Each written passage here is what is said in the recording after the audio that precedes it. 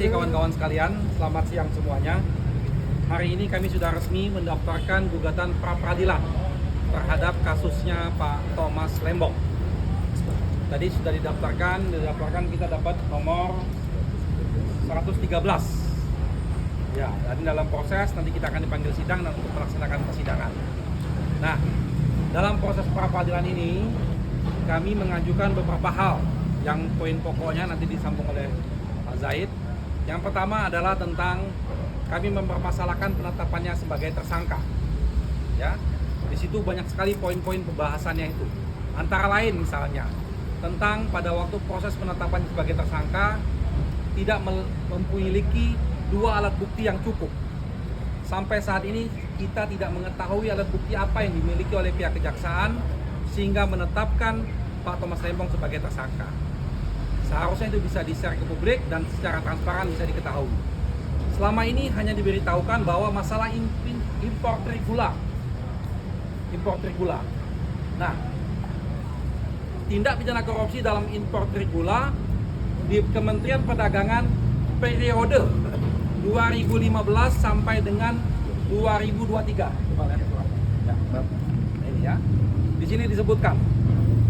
Artinya, kalau sampai 2023 mereka sudah memeriksa semua menteri-menteri yang terkait pada periode ini. Sampai saat ini hanya Pak Tom Lembong yang diperiksa. Kawan-kawan bisa cek, tidak ada menteri lain yang diperiksa.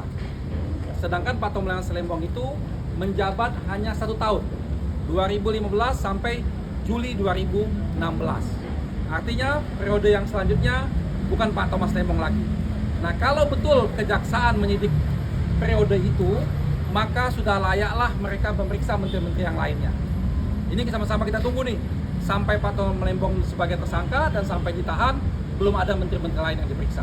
Artinya apa? Silakan diterjemahkan sendiri.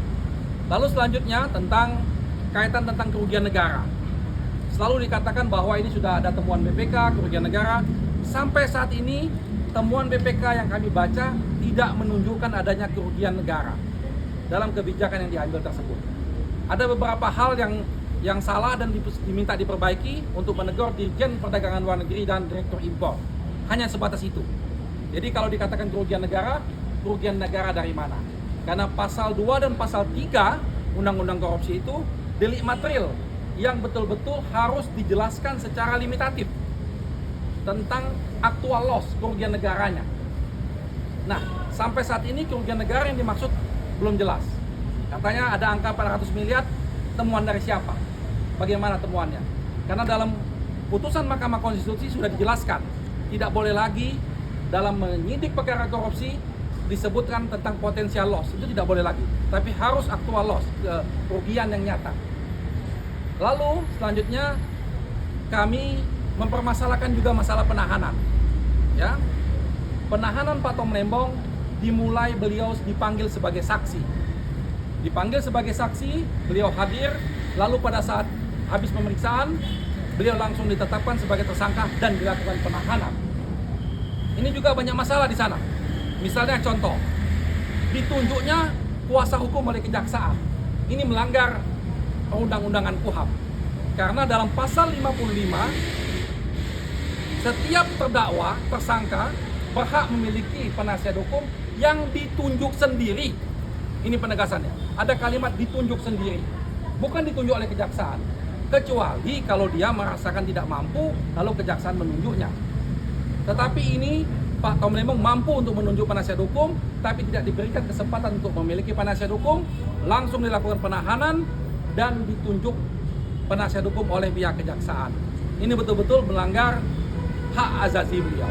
Nah, kaitan itu kami tegaskan bahwa lembaga pra-peradilan ini adalah sebuah konsep bagaimana fungsi pengawasan agar supaya penyidik-penyidik baik itu di kejaksaan, di kepolisian maupun di lembaga lainnya tidak berlaku sewenang-wenang, supaya hak azazi manusia itu betul-betul dijaga. Prosesnya harus diuji di sini, nanti biarlah pengadilan yang menilai apakah proses-proses ini sudah melalui proses yang benar atau belum. Mungkin tambahan. Baik, terima kasih rekan-rekan semua. Yang pertama yang ingin kami sampaikan, pesan Pak Thomas Lembong kepada seluruh masyarakat atas supportnya. Beliau mengucapkan terima kasih banyak Pak Thomas Lembong secara tegas menyatakan kepada kami tidak mengambil keuntungan Rp1 pun ataupun memberikan keuntungan kepada pihak swasta secara melawan hukum. Itu yang ditegaskan beliau. Karena apa? Karena proses pengambilan kebijakan impor itu ada prosedurnya, itu ada mekanismenya. Dan seluruh surat menyurat antara Kementerian Perdagangan dan Kementerian BUMN serta PT PPI itu diketahui oleh kementerian-kementerian lain terkait, termasuk Kementerian Keuangan. Apabila ada kerugian negara, kenapa setelah 9 tahun? Padahal surat itu diterima 9 tahun yang lalu ketika korespondensi itu dilakukan. Dan yang kedua, bahwa kebijakan impor itu untuk menangani dua hal. Satu, kekurangan stok. Dua, naiknya harga. Tidak bisa hanya bicara bahwasanya pada saat rapat koordinasi stok kita surplus. Kalau stok kita surplus tapi harga masih naik, nah ini juga harus diatasi dengan impor. Tapi nanti wilayah itu akan dijelaskan oleh ahli. Nanti kita dalam persidangan ini akan mengajukan ahli juga. Tentu itu akan menjadi kompetensi mereka. Yang terakhir, yang paling penting adalah apakah kebijakan Pak Tom Lembong selaku Menteri Perdagangan diambil secara pribadi? Tentu tidak. Itu adalah kebijakan menteri yang dikomunikasikan, dikoordinasikan dengan kementerian lain selaku kementerian, selaku menteri, bukan pribadi. Sedangkan subjek hukum dalam pidana itu adalah pribadi ataupun korporasi. Jadi, kalau kebijakan seorang menteri itu dipidana, siapa yang melakukan pidananya? Karena mekanisme pengambilan keputusan ada prosedur, ada rapatnya. Dalam konsep good corporate, good governance itu harus tertib administrasi dan tertib organisasi. Artinya secara berjenjang mekanisme prosedur itu ditempuh, secara administratif mekanisme surat menyurat itu juga dilakukan. Nah, terakhir lagi saya tambahkan bahwa Pak Tom Lembong berkomitmen terhadap pemberantasan korupsi. Jika ingin dibuka dan ada kesalahan dalam proses pengadaan impor, mari kita buka, mari kita sampaikan kepada publik agar terang, agar tidak ada tebang pilih dalam proses penegakan hukum, khususnya dalam wilayah korupsi. Terima kasih. Pak, pra-peradilannya kan Jadwal pertama pra-peradilannya apa, Pak? Pra-peradilannya sudah diterima setelah? Ya, sudah diterima, kita menunggu panggilan. Nanti kan biasanya pengadilan memanggil kita untuk kita memulai sidang. Karena sidangnya ini pendek waktunya, akan maraton dalam 1 minggu.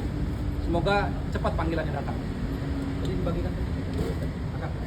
Bang, ada berapa ahli bang total yang bakal dihadirkan? Apa ahli kerugian negara dan ahli hukum pidana juga akan? Ya, kami akan mengajukan beberapa ahli, tapi siapa nama-namanya nanti kita akan sampaikan pada perkembangan berikutnya ya.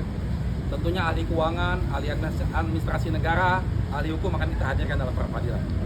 Selanjutnya bang, apakah terkait peradilan ini juga menuntut untuk pemeriksaan menteri-menteri sebelum dan sudahnya di tempus tersebut? Ya, kalau itu bukan ranahnya peradilan, tetapi silakan dinilai sendiri bahwa tadi sudah ada dibagikan dokumennya. Penyidikan ini kaitan dengan importasi gula di Kementerian Perdagangan tahun 2015 sampai 2023. Artinya mereka menyidik sampai 2023. Nah, pertanyaannya, kalau mereka tidak memeriksa menteri-menteri di periode selanjutnya, itu pertanyaan. Kalau tadi disampaikan rekan saya tebang pilih, ya itu tebang pilihnya di sana. Tebang pilihnya di sana. Artinya tim PH mendalilkan Kejagung tebang pilih. Betul. Karena dalam surat resminya penyidikan itu disebutkan 2015 sampai 2023. Pak Tom hanya sampai 2016. Berarti menteri selanjutnya harusnya diperiksa dong. Ada kesalahan juga nggak? Ada mekanisme yang salah nggak? Ada korupsi nggak di sana? Setelah itu baru tetapkan sebagai tersangka. Ini belum diperiksa semua, sudah ditetapkan sebagai tersangka. Dan ingat kawan-kawan sekalian, bahwa penahanan itu hak subjektifnya memang penyidik. Tetapi dalam KUHP dijelaskan, hak subjektif ini harus masuk di akal, harus reasonable, harus secara hukum dapat dibuktikan hak subjektif tersebut. Jadi tidak sewenang-wenang untuk melakukan penahanan. Karena mereka pengen lakukan penahanan. Bahwa dikhawatirkan melarikan diri, mengulangi perbuatannya, dan menghilangkan barang bukti. Nah, ini semua bisa dijawab. Kami sering kali jawab bahwa Pak Tom tidak akan melakukan itu dan sangat kooperatif. Jadi tidak ada alasan untuk melakukan penahanan. Terlampau terburu-buru. Bang, terkait versi Kejagung kan sebelum penetapan tersangka di hari H itu Pak Tom itu sempat dilakukan pemeriksaan. Nah, kalau versi penasihat hukum bagaimana? Ya, Pak Tom itu dipanggil 4 kali. Semuanya dipanggil sebagai saksi. Pada panggilan keempat, dia dipanggil sebagai saksi. Kalau kejaksaan merasa bahwa ini sudah layak untuk dijadikan tersangka, seharusnya dipanggil aja sebagai tersangka, supaya dia bawa penasihat hukum. Kenapa dipanggil sebagai saksi? Setelah sampai di sana, tidak diberikan kesempatan untuk mencari penasihat hukum. Ini juga persoalan. Kita ini mau berbenah, negara ini mau lebih baik.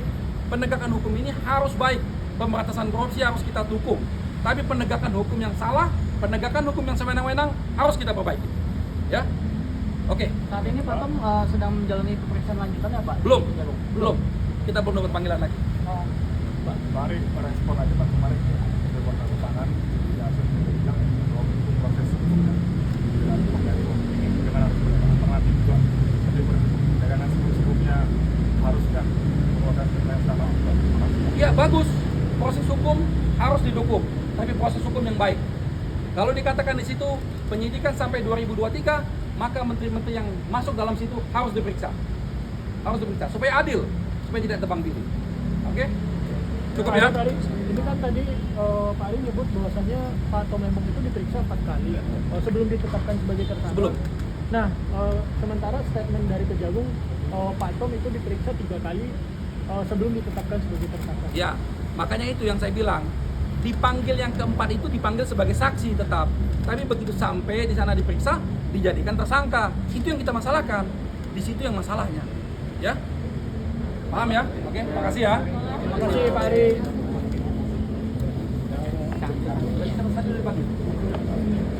Ya baru saja kita dengarkan.